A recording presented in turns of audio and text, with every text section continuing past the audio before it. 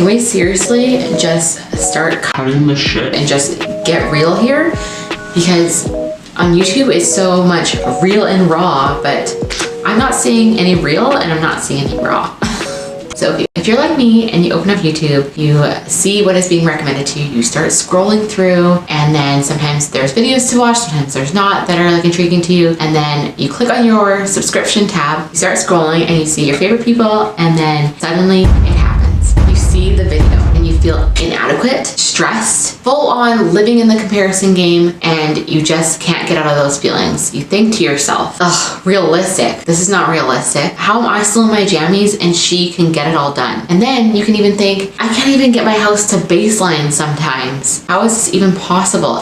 How is that what truly being a stay-at-home mom is? And by the way, this is why you feel like shit. If you wonder why day in and day out, so yeah, sometimes we have our successes as stay-at-home moms. We feel good. Our kids are doing really good. We are getting ready for the day. You know, there's no way you can check off everything, but you are overall just like generally feeling good about being a stay-at-home mom and your role in the world. And then you can go through these depression moments. Some, yes, are definitely hormonal, but I have come to learn that a lot of it is because we are consuming content that is lying to us. So these women are saying, hey, I'm a stay-at-home mom. Hey, I do it all alone, or I'm getting it all done. And there's a lack of transparency. So they want to state that they are real and raw, but there is absolutely zero transparency, okay? So the person that I can think of, and by the way, I do not mean any hate to anyone in this video. A lot of these people, as you can see, are my subscriptions and I watch them, or some people I'm not subscribed to, but I do watch them.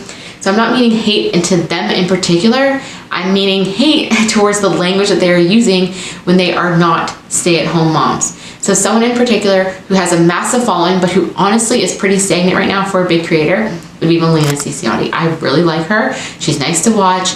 Not the religious stuff for me, but I do like watching her. She is someone in particular who has claimed to do it all, but then there's like a whole Reddit thread about her. Obviously there's like some terrible people there who just want to bitch about people. There are people don't like her. The people who don't like her choose to not like her because of her lack of transparency, because she does have help. And I've talked about this before in other videos about how we can't compare ourselves to other people, and you know, sometimes you have to cut out certain content in your life. You can't watch certain people. Like I've mentioned, certain creators I can't watch anymore, at least for the time being, because they are either not honest or just not relatable to my season of life. Just like there's going to be people who don't relate to my season of life, and that's totally fine. You just take what you can and then leave what you can't, right? But a lot of these people are claiming to do it all when they have nannies, babysitters, parents, and if I can, I will insert any footage I find of said conversations that these people have had and said they've done it all. If I can't, then you know who they are. You know these creators that you watch who claim that they do it all, but you know there's no way in hell. Like, for example, for myself, I'm just starting to build up my YouTube channel and actually put the work in to hopefully monetize it one day. I have really seen that how are these people actually being stay-at-home moms? Like, it is literally impossible. You can be the most work ethic person and most, you know, person who can keep a schedule so well, you know, there's no way you can be a mom and do it. Let's cut to Sarah Therese in her old video before she quit, and now she's come back and doing like homemaker content that she just does voiceover videos. But before then, she quit because she was not spending time with her kids, yet all of her content was about being a mom. Yeah, I don't know if it was being a stay-at-home mom or just being a mom at home, you know, whatever. Don't think that vlogging will not affect your kids, because it will. And that's why I'm stopping it now. But where my kids are at now, I am not okay with it anymore. They need to know I'm their mom first, instead of this camera is really important to me and it needs my full attention. So I'm not even willing to do that once a month with my kids. There's no way. And then even this video right now, when I had to go downstairs and come back up, I said, are you done? They just want me to be done so they can go and live normally.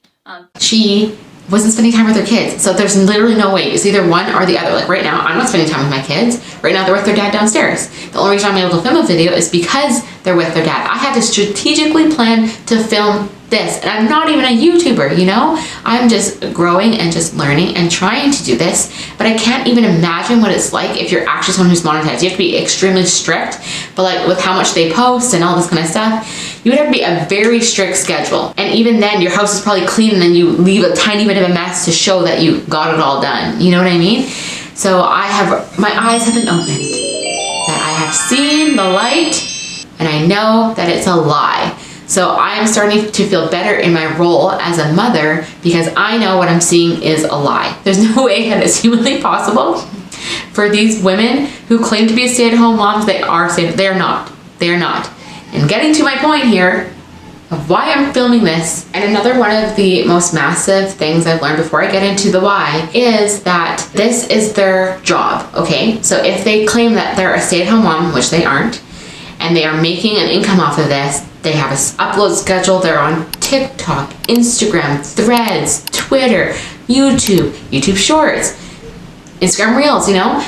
They are making a living off of this, okay? So the aesthetic that you see, while it is so beautiful, they are making a living off of this. Can you imagine right now, if you are a stay-at-home mom and you're not a YouTuber, can you imagine if your morning routine with your coffee and all that kind of stuff, you were being paid to do so? You could write off those beans because the beans is a part of your morning routine and that's a part of your being a content as a mom creator. Or say your thing is you go to Starbucks and that's part of creating your content, so you can write off your Starbucks. Can you imagine? Can you imagine? We cannot compare, especially in the world that we're living right now with the cost of living being so high. These women are making a living. Yes, this is a dream for a lot of us. I wish I could make money being a content creator. It's not necessarily in the cards for me, but who knows, one day. I want to put this out there so that people know, and I know it seems obvious, but the reason why I bring this up is because if you go to the comment section of a lot of these creators' videos, a lot of moms are hating on themselves and saying like, how could I possibly do this? Like I can't do it all. Like there's no way I can do it all. And you can do all this, but I can't do that. Or like, I'm crappy, or I'm so lazy, I'm this and that. Like all these women like trash talking themselves, you know, in the comment section and just feeling less than. And the reason why they're feeling less than is because these moms have chosen to use the title stay-at-home mom when they are not stay-at-home moms. Getting to my overall point of this whole video is that they are work from home moms. I have no problem with anyone being monetized, being an influencer, sharing their life, but you cannot claim that you are a stay-at-home mom when you work from home. You are a work from home mom. You can write off everything and like your content that you're watching, your mom content, your mom life. Sorry, my hair is crazy. I can kind of see my little filter here. You can see like in your mom life, anything that is about to be a mom. So like doing dishes, laundry. Can you imagine that that is a job? Like that's crazy, right? These women are claiming to be stay-at-home moms when all they have to do is make a simple change in their title, a simple change in their thumbnail saying work from home. Because the reason why they don't is because they want to appeal to the stay-at-home moms like myself and like, oh, she's a stay-at-home, I'm a stay-at-home mom, cool, let's watch.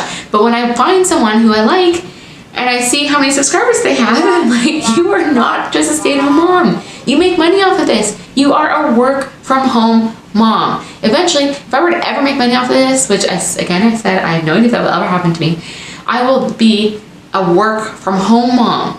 That's what I will be. Or you can solo parent because your husband's gone, but you're not a stay-at-home mom. A stay-at-home mom is a freaking hard-ass job, and no, you're not. And a lot of them are like, they have help on the days that they're filming. You'll see if you watch creators, they talk about this. We have to also be aware of what we're consuming. Yes, it's our choice to consume this content, but they have to stop lying, okay? That's where my beef comes from. Like I said, the overall arching thing is that they're getting help. This is their job, and we just can't compare. We can pick and choose. I still like watching content. Sometimes it makes me feel like shit, so then I'll just turn it off. We have to be mindful of what we choose to watch, and I just want to encourage you to do that. And I hope that eventually influencers are going to be steered in the right direction to just be honest about what their content is. Again, this is all my opinion. It doesn't make a fact. It is a fact that they aren't stay-at-home moms. And I say this with such passion, such gumption, because this is fucking hard, okay? If you're a stay-at-home mom, this is true shit. This is hard, okay? I have 2 kids. I found one so much easier, and some people will find the adjustment from 0 to 1 like really hard, sorry. But for me, the adjustment from 1 to 2 was so hard, and it's probably because I've been in it for a long time as well, like almost 3 years I've been in it, so that's why it's just really hard for me to get through it. But I love it so much. I love my children. I'm happy I waited till my 30s to have kids, honestly, and it's just like, I'm more self-aware now than I ever was before. That was my little coverage on influencers and just my opinion on the topic. So if you like this video, please consider subscribing to see more content like this. I'm making a slight shift in my content, just figuring out me and what works for me and my channel and my audience. So I just want to thank you so much for watching, and I hope that every day you are trying to be a better version of yourself, that you are 1% better today than you were yesterday, and you're gonna be 1% better tomorrow than you were today. So bye guys, have a great day.